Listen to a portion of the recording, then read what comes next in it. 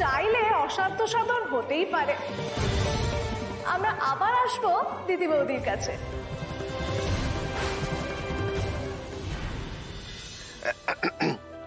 ইয়ে মেচকা, বলছি যে ওই ঘটক দিদি তো ফ্যাসাদে পড়েছে, হ্যাঁ আমাদের একটু হেল্প করা উচিত না? আরে এই জামাই, আরে হেল্পটা করবো কি করে? ক্লাবের ছেলেগুলোকে দেখো কিরকম চিল শকুনের মতন তাকিয়ে রয়েছে। হেল্পটা করা যাচ্ছে না জামাই। মোহন মোহন দাঁড়া, এখান থেকে একটা ইশারা করি, হ্যাঁ ইশারা করো। হ্যাঁ হ্যাঁ করো করো।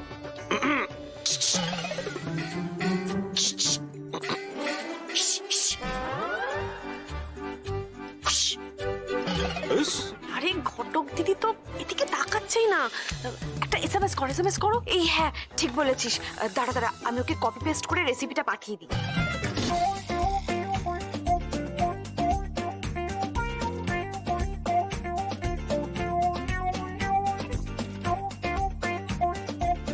আরে দেখছে না তো।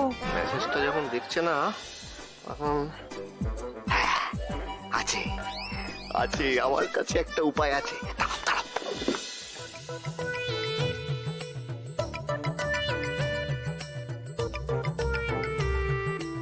এইটা হলো মোক্ষম উপায়।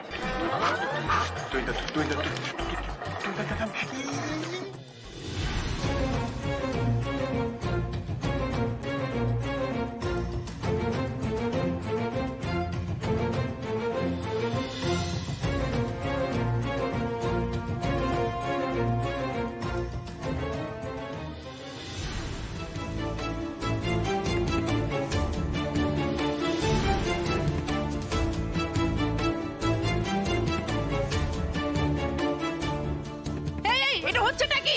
ঘটক চিটিং করছে। এই চিটিং হচ্ছে কিন্তু।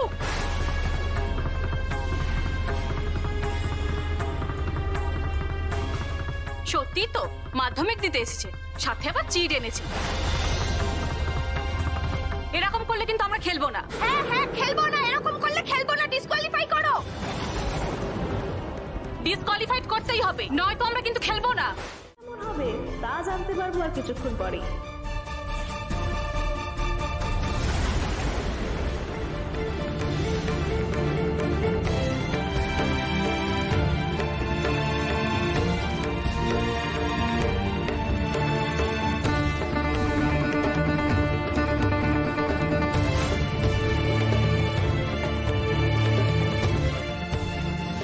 কাব্যবাবু এত কষ্ট করে আমায় পিঠে বানানো শেখালেন, আমি তার মান রাখতে পারবো তো?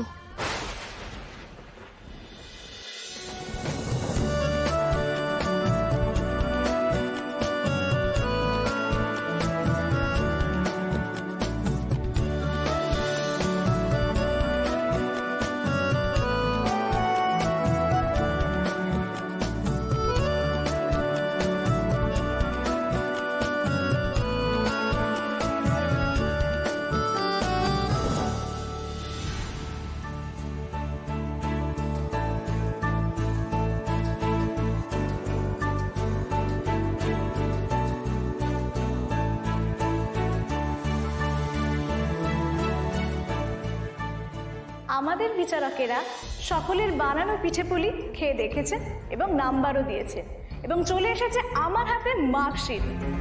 আমাদের পিঠে খেলে পেটে সয় প্রতিযোগিতায় তৃতীয় স্থান অধিকার করেছে নাম্বার 3 নীলাঞ্জনা মৈত্র।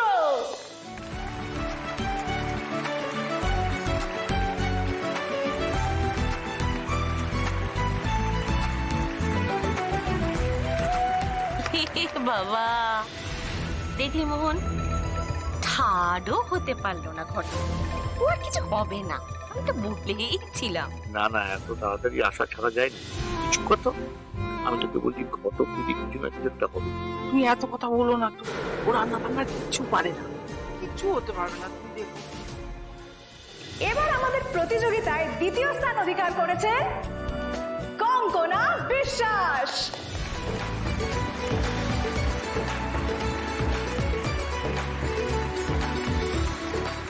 এবং আমাদের প্রথম স্থান অধিকারিণী হলো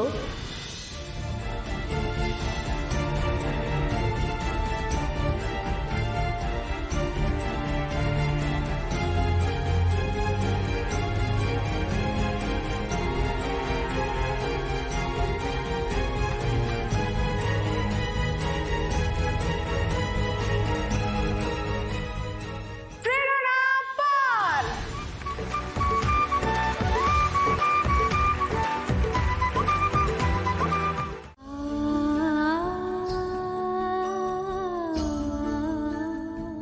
পারলাম না, আমি সত্যিই পারলাম না। বাড়ির জন্য টাকা নিয়ে যেতেও পারলাম না, আর এদিকে বাড়ির সবার মানও ডোবালাম। সত্যি আমি না এলেই ভালো হতো। এবার আমরা আমাদের উইনারদের হাতে প্রাইজ তুলে দেব।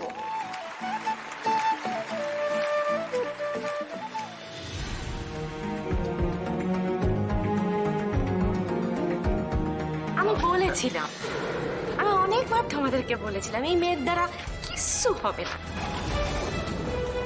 আমার কথা তোমরা তখন কানেই তুললে না।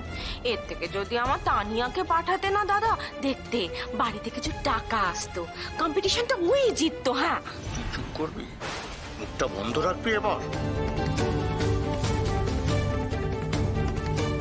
দিদিমা, আয় মা, আয় চলে আয়।